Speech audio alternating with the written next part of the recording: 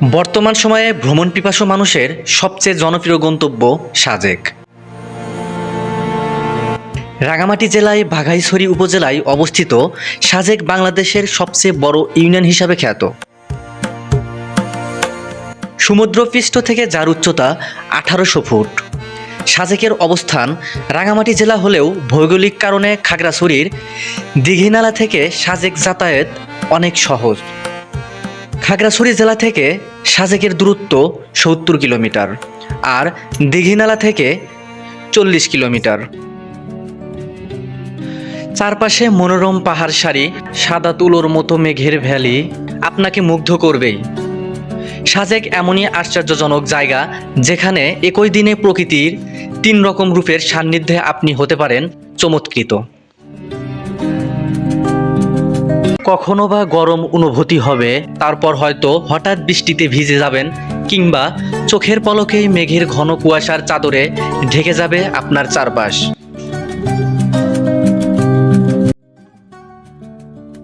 প্রাকৃতিক নৈসর্গ আর তুলোর মতো মেঘের পাহাড় থেকে পাহাড়ে উড়োউড়ির খেলা দেখতে সাজেক আশ্চর্য জায়গা।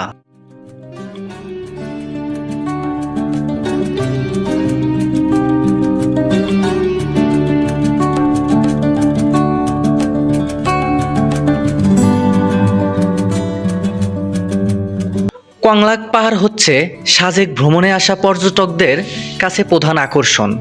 আর সাজেক ভ্যালির শেষ গ্রাম কংলক পাহাড় লুসাই জনগোষ্ঠী অধ্যুষিত এলাকা। কংলকপাড়া থেকেই কর্ণফুলী নদী উৎপত্তিস্থল। ভারতের লুসাই পাহাড় দেখা যায়।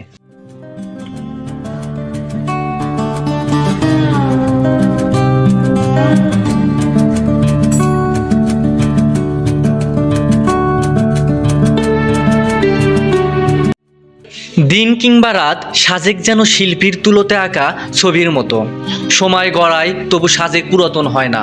সাজেকে গেলে অবশ্যই সকালে ভোরের সময়টা মিস করবেন না। মেঘের খোলা আর সূর্যোদয়ের আলোর মেলা এই সময়েই বসে।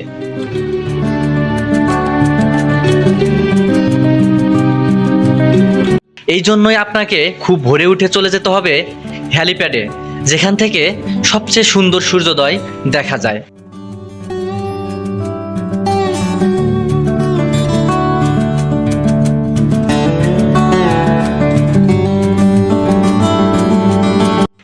বিকেলের কোনো উঁচু জায়গায় থেকে সূর্যাস্তের রঙিন রূপ আপনাকে বিমোহিত করবেই।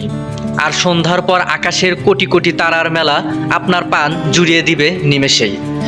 আকাশ পরিষ্কার থাকলে দেখতে পাবেন মিল্কি ওয়ে বা ছায়াপথের।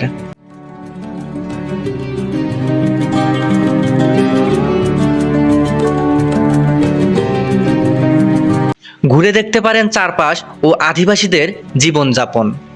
সহজ সরল এই সব মানুষের সান্নিধ্য আপনার ভালো লাগবেই।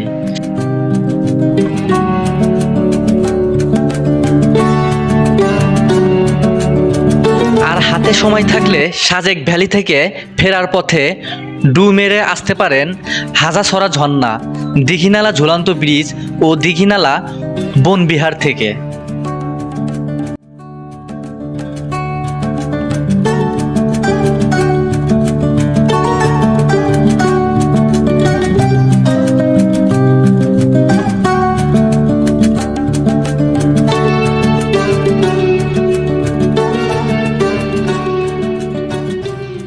সাজেকে কখন যাবেন? সাজেকের রূপের আসলে তুলনা হয় না। সারা বছরই বর্ণিল সাজে সেজে থাকে সাজেক। বছরের যে কোনো সময় আপনি সাজেক ভ্রমণ করতে পারেন। তবে জুলাই থেকে নভেম্বর মাসে সাজেকের চারপাশে মেঘের খেলা দেখা যায় বেশি। তাই এই সময়টা সাজেক ভ্রমণের জন্য সবচেয়ে ভালো।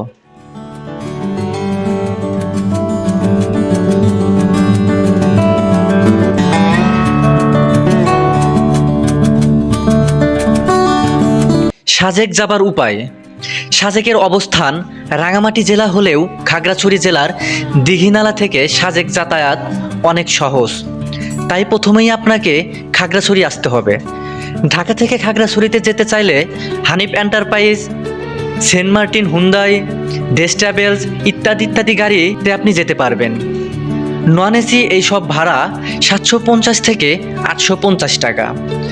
আর এসি বাসে যেতে চাইলে সেন্ট মার্টিন, হুন্দাই, রবি এক্সপ্রেস, হানিফ এন্টারপ্রাইজ ইত্যাদি গাড়িতে আপনি 1000 থেকে 1600 টাকা ভাড়ায় যেতে পারবেন।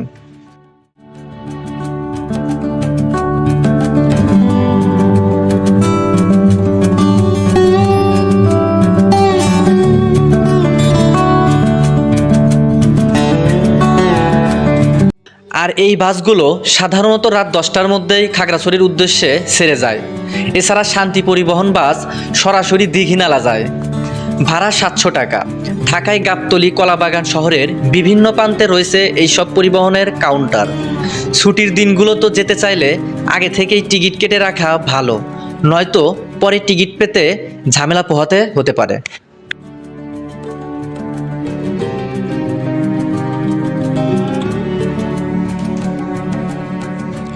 খাগড়াছড়ি থেকে সাজেকের দূরত্ব প্রায় 70 কিলোমিটার।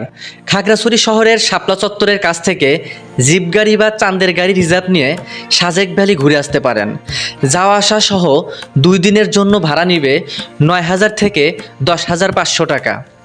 এক গাড়িতে করে 12 থেকে 15 জন যেতে পারবেন। তবে লোক কম থাকলে অন্য কোনো ছোট গ্রুপের সাথে কথা বলে শেয়ার করেও গাড়ি নিলে খরচ কম হবে। যদি তা সম্ভব না হয় তাহলে সিএনজি দিয়েও সাজেক যেতে পারবেন। রিজার্ভ ভাড়া লাগবে 4000 থেকে 5000 টাকা। তবে পাহাড়ি উঁচু নিচু রাস্তা বলে সিএনজি দিয়ে ভ্রমণ না করাই ভালো। এছাড়া আপনি যদি একা বা 2-3 জন হন তাহলে খাগড়াছড়ি শাপলা চত্বর থেকে অনেক গ্রুপ পাওয়া যায়। সেখানে অনেক গ্রুপের সাথে কথা বলে তাদের সাথে শেয়ার করে যেতে পারবেন, অথবা জিপ সমিতির অফিসে গেলেও ওরা ম্যানেজ করে দিবে অন্য কোনো গ্রুপের সাথে। এছাড়া খাগড়াছড়ি থেকে দীঘিনালায় গিয়ে সেখান থেকে সাজেক যেতে পারবেন। খাগড়াছড়ি থেকে দীঘিনালার দূরত্ব 20 কিলোমিটার। খাগড়াছড়ি থেকে দীঘিনালার বাস ভাড়া 45 টাকা, মোটরসাইকেল জনপ্রতি ভাড়া 100 টাকা। আবার চাইলে মোটরসাইকেলে রিজার্ভ করে সাজেক ঘুরে আসা যায়। যে কোনো গাড়ি ঠিক করা আগে কি দেখবেন, কি করবেন, এই সব ভালো মতো কথা বলে নেবেন। তবে আপনাকে অবশ্যই মাথায় রাখতে হবে, যেভাবেই যান আপনাকে দীঘিনালায় 9টা থেকে 9টা 30 মিনিটের মধ্যে পৌঁছাতে হবে। দীঘিনালা থেকে বাকি রাস্তা নিরাপত্তার জন্য আপনাকে সেনাবাহিনী এসকোর্টে যেতে হবে। সেনাবাহিনীর এসকোর্ট দিনে 2 বার পাওয়া যায়, সকাল 9টা 30 মিনিটে একবার, আবার 2টা 30 মিনিটে আরেকবার। সকালের এসকোর্ট মিস করলে আপনাকে বিকেল পর্যন্ত অপেক্ষা করতে হবে, আর বিকেলেরটা মিস করলে আপনাকে পরের দিন পর্যন্ত অপেক্ষা করতে হবে। এসকোর্ট ছাড়া যাবার অনুমতি পাবেন না। দীঘিনালা পৌঁছে হাতে সময় থাকলে হাজারছড়া ঝর্ণা ঘুরে দেখে আসতে পারবেন। দীঘিনালা থেকে যাবার পথে বাগাইহাট, মাচালং বাজার, তারপর রুইলুই পাহাড় হয়ে পৌঁছে যাবেন সাজেক। খাগড়াছড়ি শহর থেকে সাজেক যেতে সময় লাগবে 2-3 ঘন্টা। এই সময় আঁকাবাঁকা উঁচু নিচু পাহাড় রাস্তা ধরে চলার সময়টুকু আপনার জন্য স্মরণীয় হয়ে থাকবে।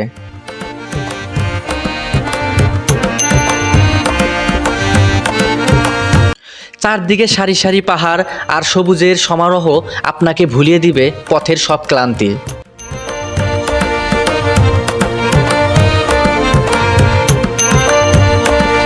সাজেকে গেলে কোথায় থাকবেন? সাজেকে থাকার জন্য প্রায় শতাধিক রিসোর্ট ও কটেজ আছে।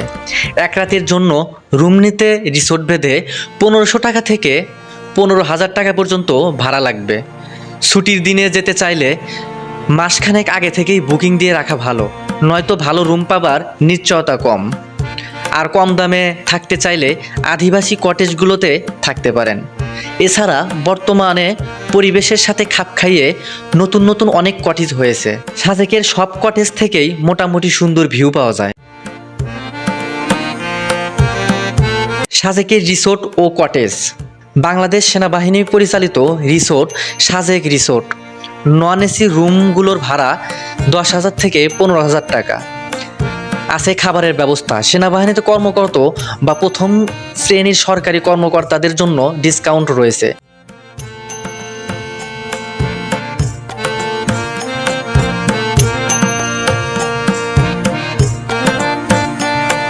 রণময় রিসোর্ট।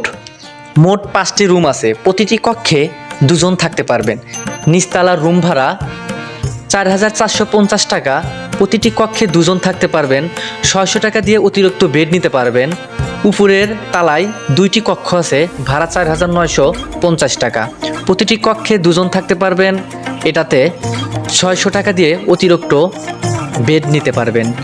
মেঘপুঞ্জি রিসোর্ট সুন্দর ইকো ডেকোরেশনের আকর্ষণীয় ল্যান্ডস্কেপিক ভিউ সহ মেঘপুঞ্জিত আছে 4টি কটেজ। প্রতিটি কটেজের সর্বোচ্চ 4 জন থাকা যাবে। ভাড়া 4,000 থেকে 4,500 টাকা। রিসোর্ট রুংরাং সাজেকের বেস্ট রিসোর্টগুলোর একটি রিসোর্ট রুংরাং।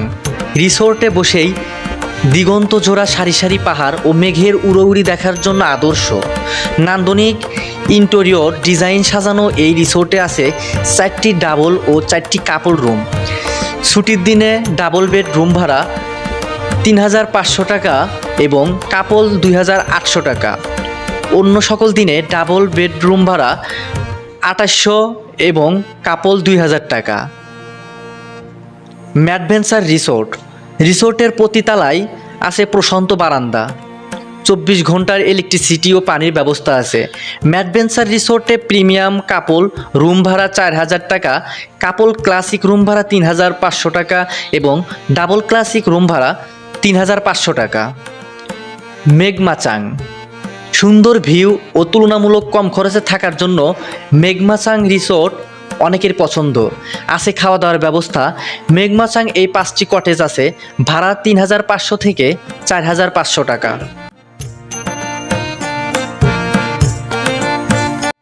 ঝুমঘর ইকো রিসোর্ট থাকার জন্য এই রিসোর্টে পৃথক কটেজে মোট 6টি কাপল রুম রয়েছে। প্রতিটি রুমে সর্বোচ্চ 4 জন থাকার ব্যবস্থা আছে। কটেজ প্রতি ভাড়া 4,000 টাকা। লুসাই কটেজ সুন্দর ডেকোরেশনের ভালো ল্যান্ডস্কেপিক ভিউর টিজিবি লুসাই কটেজ। কাপল ফ্যামিলি কিংবা গ্রুপের জন্য বিভিন্ন ক্যাটাগরির কক্ষ রয়েছে। এইসব রুমের ভাড়া 2,500 টাকা থেকে 4,500 টাকা। আলো রিসোর্ট সাজেকের একটু আগে রুইলুইপাড়ায় 6টি রুমের মধ্যে ডাবল রুম 4টি, ভাড়া 1,000 থেকে 1,500 টাকা। আদিবাসী ঘর এছাড়াও আরও কম খরচে থাকতে চাইলে আদিবাসী ঘরেও থাকতে পারেন। জন প্রতি 150 টাকা থেকে 300 টাকার থাকা যায়। এই সবগুলো রিসোর্টের যোগাযোগের নাম্বার ডেসক্রিপশন বক্সে দেওয়া থাকবে।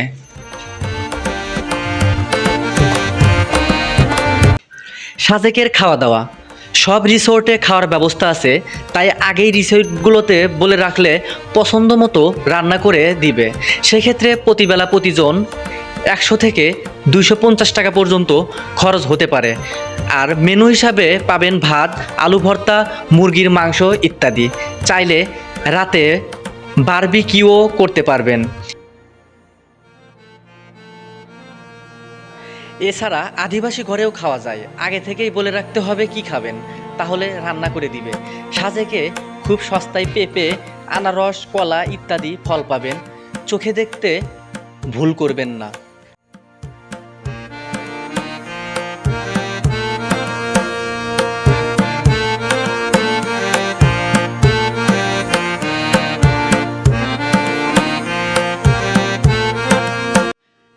সাজেক ভ্রমণ টিপস সাজেকে অনেক জায়গায় বিদ্যুৎ নেই, সোলার পাওয়ার ব্যবস্থা আছে।